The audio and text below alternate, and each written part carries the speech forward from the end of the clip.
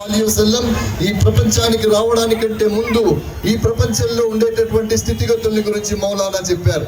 నేను చాలా సంక్షిప్తంగా నాకు ఇవ్వబడినటువంటి 20 నిమిషాల సమయంలో 3 నిమిషాలు గడిచిపోయాయి.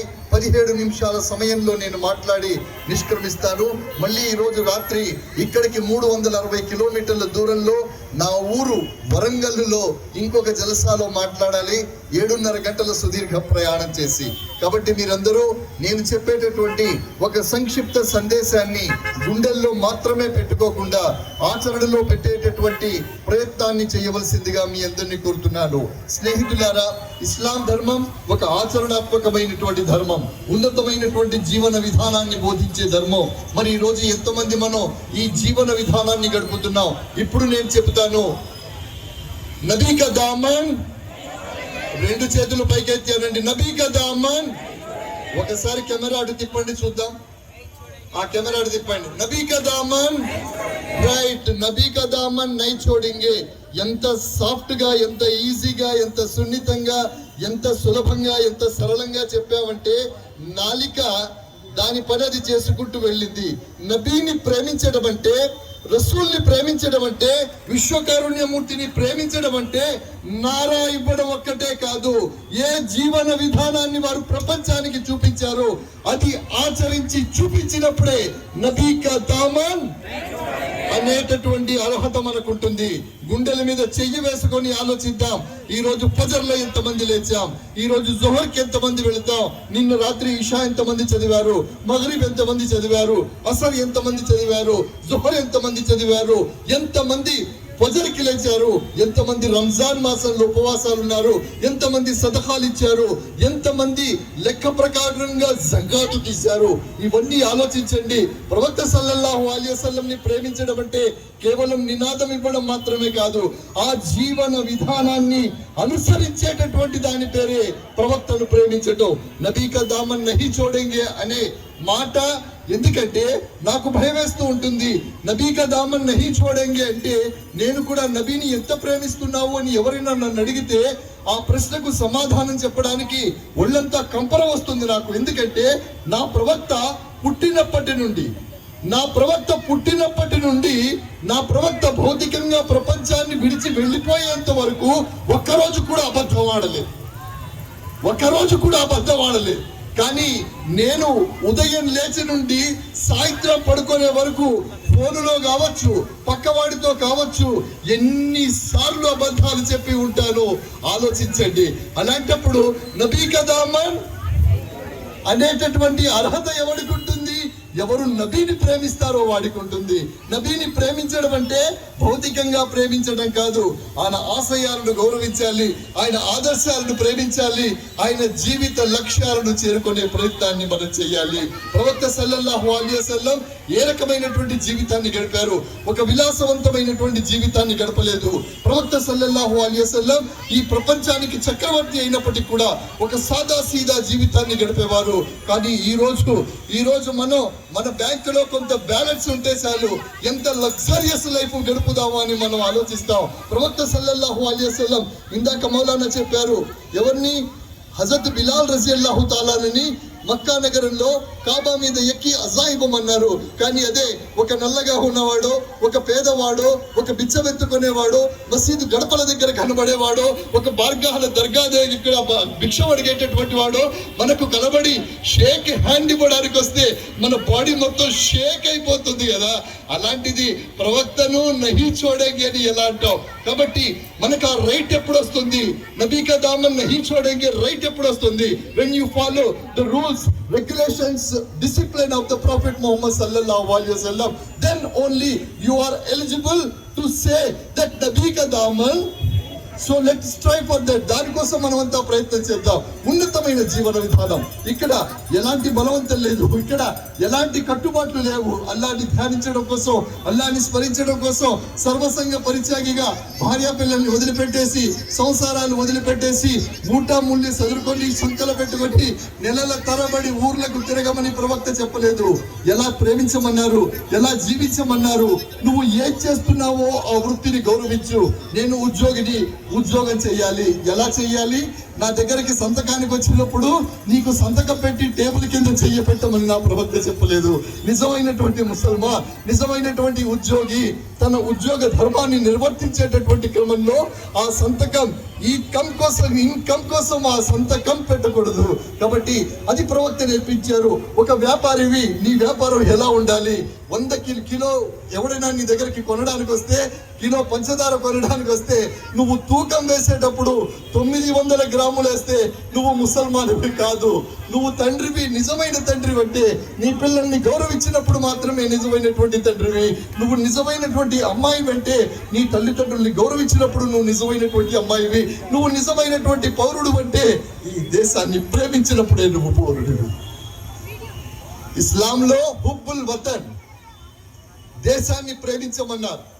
ఏ రకంగా దేశాన్ని ప్రేమించమన్నారు? బహుశా దేశాన్ని ప్రేమించేటటువంటి విధానం ఇస్లాం నేర్పించినంత గొప్పగా ప్రపంచంలో ఏ ధర్మం కూడా బోధించదు అని సగర్వంగా నేను వేదిక మీదకి చెబుతున్నా. ఎందుకంటే ఇస్లాంలో దేశాన్ని ఎలా ప్రేమించాలి? ప్రవక్త సల్లల్లాహు అలైహి వసల్లం ఏదైనా దూర ప్రాంతానికి వెళితే మదీనా మునవ్వరాకు ఆయన దగ్గర అవుతూ ఉంటే, ఆ దేశం నుండి మదీనా మునవ్వరాకు తన సొంత ఊరికి, సొంత ప్రాంతానికి వస్తూ ఉంటే, దూరం నుండి ఆ ఊరు కనబడుతుంటే తాను ఎక్కినటువంటి గుర్రాన్ని, తాను ఎక్కినటువంటి ఒంటెల్ని కాస్త ఒడిగా పరిగెట్టించి వెళ్ళేవారు.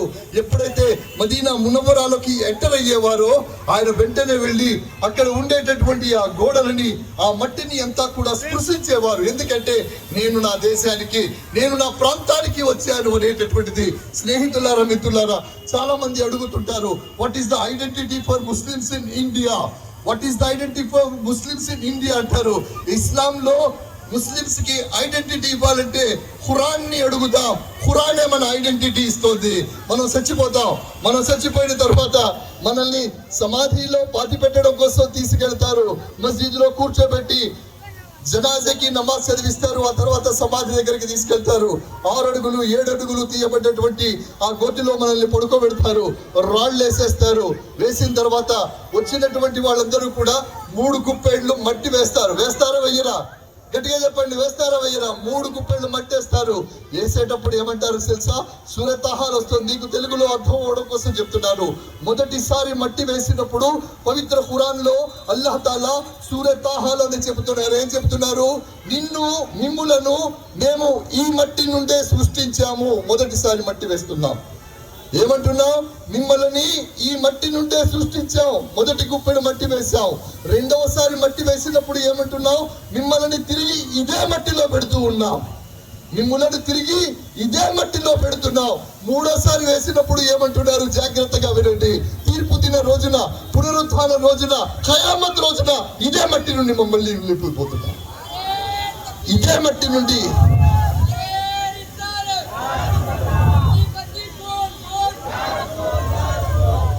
ఇదే మట్టి నుండి మిమ్మల్ని లేపబడుతున్నాం.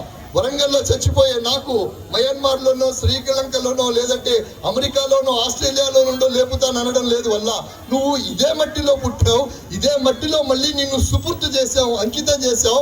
మళ్ళీ నిన్ను వరంగల్ మట్టి నుండే లేపుతానంటున్నాడు. కాబట్టి కర్నూలులో చచ్చిపోయేటటువంటి మిత్రమా, నువ్వు కూడా ఈ మట్టి నుండే సృష్టించబడ్డావు. ఇదే మట్టిలో కలిసిపోతావు. తీర్పు దిన రోజున కూడా ఇదే మట్టి నుండి లేపబడతావు. అంటే మనం పుట్టినా బతికినా ఇదే గడ్డ, చచ్చినా ఇదే గడ్డ, లేచినా కూడా ఇదే గడ్డ నుండి మళ్ళీ లేస్తాం.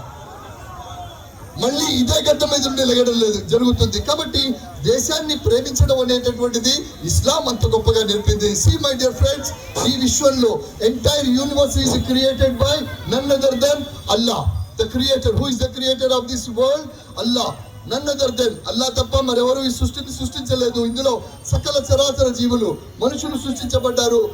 జలచరాలు, ఖేచరాలు, నిశాచరాలు, భూచరాలు, తూర్పు, పడమర, ఉత్తర, దక్షిణ, వాయువు, ఈశాన్యం, నైరుతి, ఆగ్నేయం, కనబడేది ఇవన్నీ కూడా అల్లా సృష్టించాడు కదా. కానీ ఒక్క ఐఫోన్ మాత్రం అల్లా సృష్టించలేదు అన్నాం అనుకో.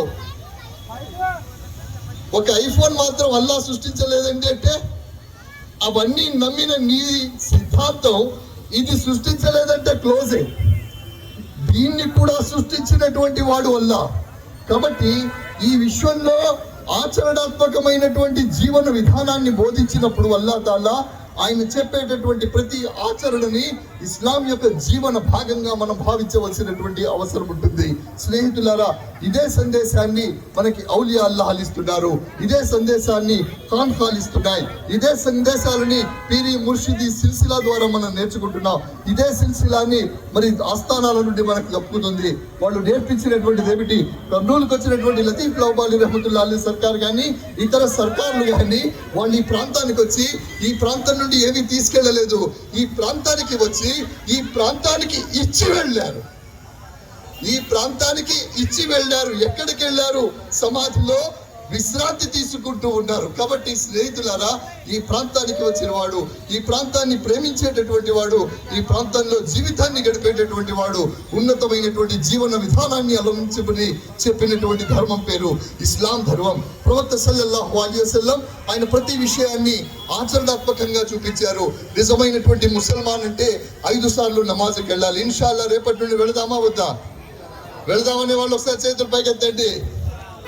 చేతులు ఎత్తడం అంత సులభం కాదు. పొద్దున్నే పజర్లో లెగడం.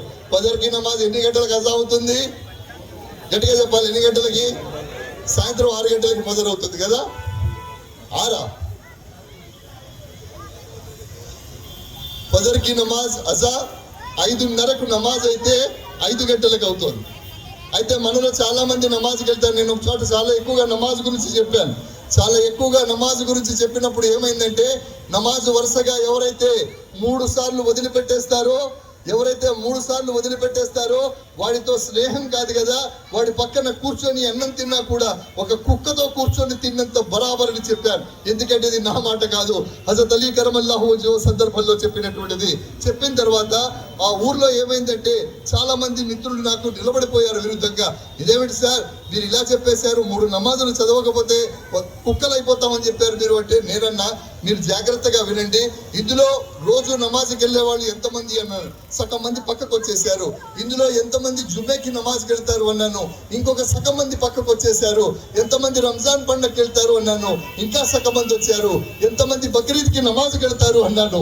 ఇంకా సగం మంది వచ్చారు. మొత్తం అందరూ నిండిపోయారు. అందరూ నమాజు చదివే వాళ్లే కదా, ఎప్పుడు నమాజు చదవనటువంటి వాడిని గురించి నేను చెప్పాను అన్నాను. కాబట్టి స్నేహితులారా, నమాజ్ అనేటటువంటిది ప్రవక్త సల్లల్లాహు అలైహి వసల్లం షబె మేరాజ్కి వెళ్ళినప్పుడు అల్లాహ్ తాలా దగ్గర నుండి తీసుకొచ్చినటువంటి అమూల్యమైన బహుమతులలో నమాజ్ ప్రధానమైనటువంటిది. ఎందుకంటే నమాజ్ చదివేటటువంటి వ్యక్తి అబద్ధం ఆడడానికి భయపడతాడు. నమాజ్ చదివేటటువంటి వ్యక్తి తప్పుడు కార్యం చేయడానికి భయపడతాడు. నమాజ్ చదివేటటువంటి వ్యక్తి సమాజంలో తనని ఎవరైనా ఏదైనా అనుకుంటారు తప్పు చేస్తే అనే భావనతో, నిరంతరం అల్లాహ్ నన్ను చూస్తున్నాడు అనేటటువంటి భావనతో, ఒక పాప భీతితో ఆయన జీవితాన్ని గడుపుతాడు. రండి, ఇస్లాం అంటే మహాప్రవక్త సల్లల్లాహు అలైహి వసల్లం ని అప్పటి అరబు సమాజం నాకు ఇచ్చిన సమయంలో ఇంకా 4 నిమిషాలు మిగిలింది. మొదటి 3 నిమిషాలు చెప్పి వీలైతే 1 నిమిషం ఎక్సీడ్ చేస్తాను. స్నేహితులారా, అప్పటి సమాజంలో ప్రవక్త సల్లల్లాహు అలైహి వసల్లం ని వ్యతిరేకించారు. ప్రవక్త సల్లల్లాహు అలైహి వసల్లం ని వద్దన్నారు. అంటే ప్రవక్త బోధించేటటువంటి బోధనల మీద వాళ్ళకి వైరం ఏమీ లేదు. ఎందుకంటే అప్పటి సమాజంలో ఇందాక మౌలానా కూడా చెప్పారు, తాగుడు, వ్యభిచారం, జూదం, లంచగొండితనం, వడ్డీ వ్యాపారం ఇవన్నీ కూడా సర్వసామాన్యమైపోయాయి. ఎప్పుడైతే ప్రవక్త సల్లల్లాహు అలైహి వసల్లం ఈ ప్రపంచానికి వచ్చారో ఆయన చెప్పినటువంటిది ఏమిటి? ఏం చెప్పారు? మద్యం హరాం అన్నారు, షరాబుని హరాం అన్నారు. షరాబు తాగడం అనేది హరాం, మద్యం సేవించడం అనేటటువంటిది హరాం. ఎందుకంటే ఎవరి కడుపులోనైనా ఒక మద్యపు చుక్క, ఒక సారా చుక్క, ఏమేమి ఉంటాయి అందులో నాకు తెలియదు కానీ ఏదైనా ఒక చుక్క కడుపులో ఉండిపోతే అతను 40 రోజుల పాటు అతని ఏ దువా కూడా అల్లాహ్ తాలా వినడు. అతని ఏ నమాజుని కూడా అల్లాహ్ తాలా యాక్సెప్ట్ చేయడి. ఎప్పుడైతే ప్రవక్త సల్లల్లాహు అలైహి వసల్లం చెప్పారో మక్కా నగరంలో తాగే వాళ్ళందరూ కూడా తాగుడు మానేశారు, మొత్తం మానేశారు. మానేసిన తర్వాత అప్పటికే వ్యాపారం చేసేటటువంటి వాళ్ళు, మద్యం వ్యాపారం చేసే వాళ్ళ ఇళ్లలో పెద్ద పెద్ద పీపాల నిండా, డ్రమ్ముల నిండా, సీసాల నిండా, కుండల నిండా మద్యం ఉన్నది. దాన్ని తీసుకొచ్చి ఎవరు తాగేవాళ్ళు లేరు, కొనేవాళ్ళు లేరు. దాన్ని మక్కా నగర వీధుల్లో వేస్తే ఒక ఏరులా పారిందట. స్నేహితులారా, అక్కడ వాళ్ళు బిజినెస్ దెబ్బతిన్నది. మద్యం వ్యాపారం చేసే వాళ్ళ బిజినెస్ దెబ్బతిన్నది, వాళ్ళ ఆర్థిక మూలాలు కుచించుకుపోయాయి. ఏం చేయాలో అర్థం కాలేదు. జూద గృహాలు నడిపేటటువంటి వాళ్ళు, జూదాన్ని ఎప్పుడైతే ఇస్లాం హరాం అన్నదో జూదానికి దూరంగా ప్రజలు వెళ్ళిపోయారు. జూద గృహాల నిర్వాహకులు ఎవరైతే ఉన్నారో వాళ్ళు కూడా అడుక్కు తినే పరిస్థితి వచ్చింది. వడ్డీ వ్యాపారం, ఈ వడ్డీకి 5 రూపాయలు, 10 రూపాయలు, 15 రూపాయలు, 20 రూపాయలు, వీలైతే 50 రూపాయలు వడ్డీ తీసుకొని వ్యాపారం చేసేటటువంటి వాళ్ళ వ్యాపార కార్యకలాపాలు బంద్ అయిపోయాయి. వ్యభిచార కొంపలు బంద్ అయిపోయాయి. చూడండి, అంటే ఆ సమాజంలో ఎవరైతే నీచులు, నికృష్టులు, దుర్మార్గులు ఉన్నారో వీళ్ళందరి యొక్క వ్యాపార కార్యకలాపాలన్నీ కూడా పూర్తిగా సమసిపోయాయి. ఆర్థిక మూలాలు దెబ్బతిన్నాయి. కాబట్టి వాళ్ళందరూ కూడా ఎందుకు వాళ్ళకి ప్రవక్త మీద కోపం లేదు. వాళ్ళు ఎప్పుడు ప్రవక్తని ఏమి అనలేదు. ప్రవక్తని అమీన్ అనేవారు, ప్రవక్తను సాదిక్ అనేవారు, ప్రవక్తని సత్యసంధుడు అనేవారు, నిజాయితీ గలవాడు అనేవారు, నిబద్ధత గలవాడు అనేవారు, తప్పు మాట్లాడడు అనేవారు. కానీ వాళ్ళకున్న వైరం వల్ల ఎక్కడ ఏదైతే సిద్ధాంతాన్ని ప్రవక్త బోధిస్తున్నారో ఆ బోధన మీదనే వాళ్ళకు వైరం. కాబట్టి వాళ్ళు ప్రవక్త గురించి చెడుగా మాట్లాడేవారు. స్నేహితులారా, మిత్రులారా, విశ్వాసులారా, కాబట్టి ప్రవక్తని ప్రేమించడం అంటే ప్రవక్తని ద్వేషించేటటువంటి వాళ్ళు కూడా ప్రవక్త యొక్క క్యారెక్టర్ మీద, ప్రవక్త యొక్క క్యారెక్టర్ యొక్క గొప్పతనం మీద వాళ్ళు ఎప్పుడూ వేలెత్తి చూపించలేదు. అలాంటి క్యారెక్టర్ కలిగినటువంటి ఒకే ఒక నాయకుడు ఈ ప్రపంచంలో అల్లాహ్ పంపించాడు అంటే ఆ నాయకుని పేరు ముహమ్మదు రసూలుల్లాహ్ సల్లల్లాహు అలైహి వసల్లం. స్నేహితులారా, షేక్ ముహద్దెస్ దిల్లీ రహమతుల్లాహ్ అలైహి ఆయన ఒక గొప్ప సూఫీ, ఆయన ఒక గొప్ప సూఫీ సంతు. ఆయన ఏమంటారంటే అల్లా తాలా సన్నిధానంలోకి వెళ్ళినప్పుడు శూన్యమన్నారా, అల్లా తాలా సన్నిధానంలోకి వెళ్ళినప్పుడు షేక్ ముహద్దెస్ దిల్లీ రహమతుల్లాహ్ అలైహి అని అంటున్నారు, అల్లా సన్నిధానంలోకి వెళ్ళినప్పుడు అల్లా తాలా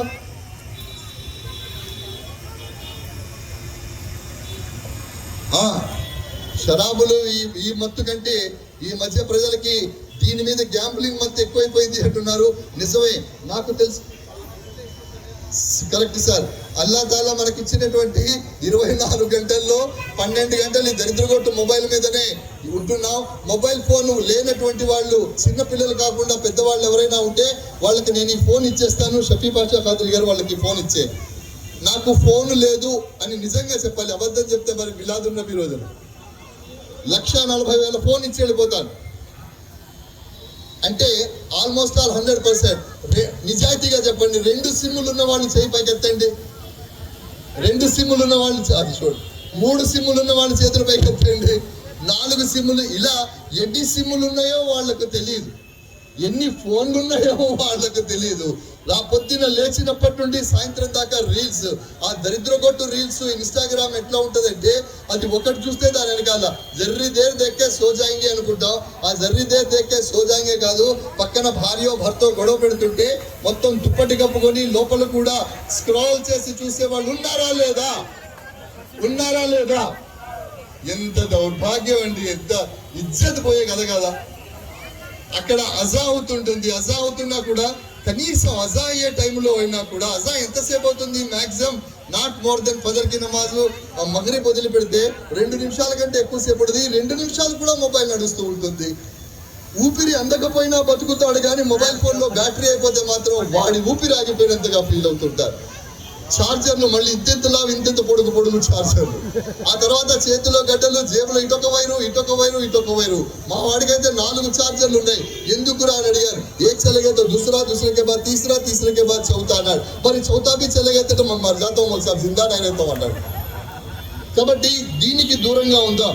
మొబైల్ వాడడం అనేటటువంటిది తప్పేం కాదు, ఎందుకంటే మనం సొఫిస్టికేటెడ్ మోడర్న్ టెక్నాలజీలో బతుకుతున్నాం కాబట్టి అరచేతిలో మనకు ప్రపంచం ఉంటుంది. మొబైల్ వాడాలి, but not for bloody games and Instagram reels, Facebook reels, ఇవేవి కాదు.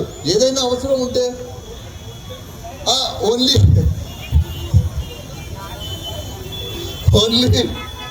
ఈ పే అంటే నాకు మంచిగా అనిపించదు, అందుకే నేను దాన్ని వాడిని. ఎందుకంటే జీపే అంటే కిస్ పే అన్నట్టుంటుంది. కాబట్టి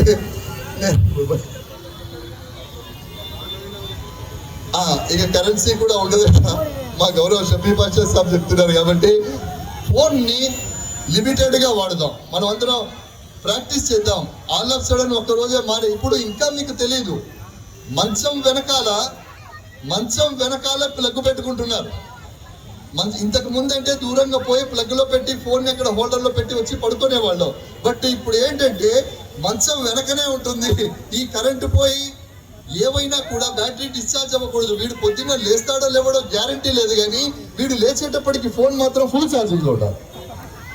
వీడు లేస్తాడా పొద్దున్న లేవడా అన్సర్టనిటీ, నో తెలియదు మనకి. We don't have any prediction on that అనమాట. బట్ వీడు లేచే వరకు వీడి బ్యాటరీ రెడీగా ఉండాలి.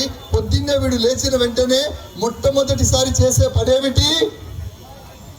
ఏం చూస్తాడు? వాట్సాప్ చూస్తాడు. వీడేదో భారత రాష్ట్రపతి అయినంత గొప్పగా ఏముండదు.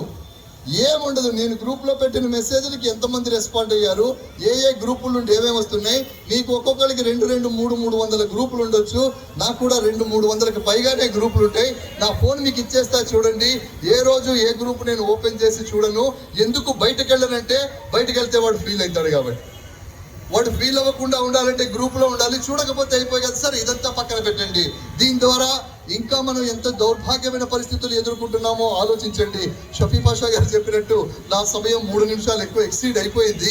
బట్ ఈవెన్ దో అయితే షేక్ మొహమ్మద్ ఎల్వి గారు ఆయన ఒక మాట అంటారు, నేను చచ్చిపోయిన తర్వాత అల్లా తాలా సన్నిధానంలోకి నేను వెళ్ళినప్పుడు, సన్నిధానంలో వెళ్ళినప్పుడు అల్లాహ్ తాలా నన్ను అడుగుతున్నాడు, ఏ షేక్ మొహమ్మద్ ఎల్వి నా దగ్గరికి ఏం తీసుకొచ్చావంటే ఆయన చెప్తున్నారు, యా అల్లా నేను నమాజులు చదివాను, రోజాలు, జకాతులు, ఫిత్రాలు, హజ్, ఉమ్రాలు, ఎన్ని మంచి కార్యాలు చేయాలో అన్నీ చేశాను.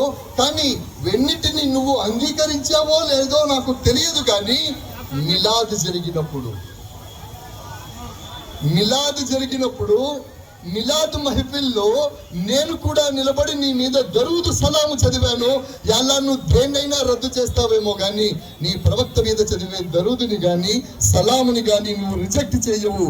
ఇది నేను తీసుకొచ్చింది అంటారు. రేపొద్దున నేను అంతే, నేను చచ్చిపోయిన తర్వాత నేను అల్లాహ్ దగ్గరికి వెళ్తే అల్లాహ్ తాలా రే ఏం తీసుకొచ్చినారు అంటే, నమాజులు చదివినా సార్, ఇది చేసినా సార్, అది చేసినా సార్ అంటే నువ్వు చదివిన నమాజులు ఆరా అని మొత్తం తీసి ముఖం మీద కొడితే నేను చెప్తాను, యా అల్లాహ్ నీ ప్రవక్త సల్లల్లాహు అలైహి వసల్లం ఆగమన సందర్భంగా కర్నూలులో జరిగినటువంటి లౌవాలి సర్కార్ సన్నిధానంలో జరిగిన జులూస్ లో కొన్నేండుగా నేను మాట్లాడుతున్నాను, ఇది ఒక్కటి యాక్సెప్ట్ చెయ్యవయ్యా.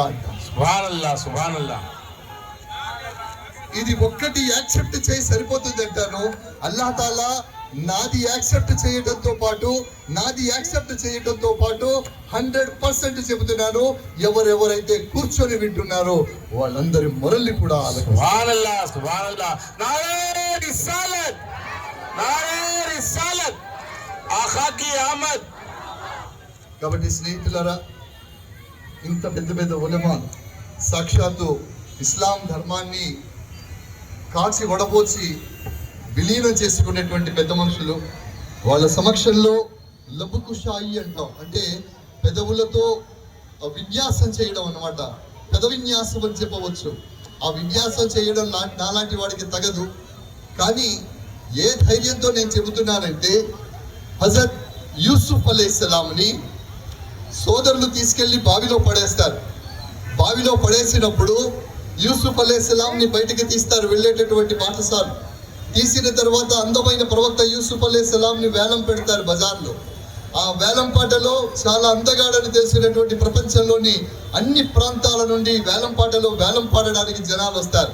ఆ వేలం పాటలో చినిగిపోయిన బట్టలు వేసుకొని, కాళ్లకు చెప్పులు కూడా లేనటువంటి, మొత్తం శరీరం ముడతలు పడి, వెంట్రుకలకు తైల సంస్కారం లేనటువంటి ఒక వృద్ధ మహిళ కూడా లోపలికి వెళుతుంటే ఆ వాచ్మెన్ ఆపుతాడు. అమ్మా ఎక్కడికి వెళుతున్నావు అంటే, యూసుఫ్ అలైహిస్సలాం వేలం పాటలో పాల్గొనడానికి వెళుతున్నానంటే, నువ్వు ఎవరెవరితో పాల్గొనడానికి పోటీ పడడానికి వెళ్తున్నావో తెలుసా? అక్కడ చూడు, ఇక్కడ చూడు, ఇక్కడ చూడు, ఇక్కడ చూడు, వీళ్ళందరూ కూడా ఒక్కొక్క దేశాధినేతలు, చక్రవర్తులు, ట్రిలినియర్స్. వీళ్ళతో పోటీ పడి వేలల్లో నువ్వు యూసుఫ్ను కొనగలవా అంటే, ఆ ముసలామి ఇచ్చిన సమాధానం ఏమిటంటే, నిస్సందేహంగా నేను వీళ్ళతో పోటీ పడి యూసుఫ్ని కొనలేను. కానీ తీర్పు దిన రోజున అల్లాహ్ సన్నిధానంలో నా యూసుఫ్ని బజార్లో వేలం వేసినప్పుడు కొనడానికి ఎవరెవరు వచ్చారు అంటే నా పేరు కూడా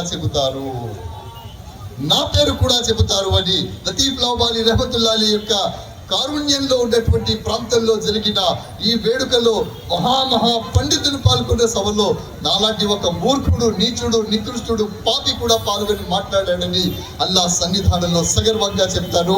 నేను చెప్పిన మాటలు ఎవరికైనా బాధ కలిగిస్తే క్షమించవలసిందిగా కోరుతూ 6 నిమిషాల సమయం ఎక్కువగా తీసుకున్నాను. వమా అలైనా ఇల్లల్ బలాగ్. ఖుదా హాఫిజ్. అస్సలాము అలైకుం. నబీ కా దామన్ नहीं छोड़ेंगे అంటే కాదు, ఆచరణ. ఓకే, నబీ కా దామన్ వమా అలైనా. अब आपके सामने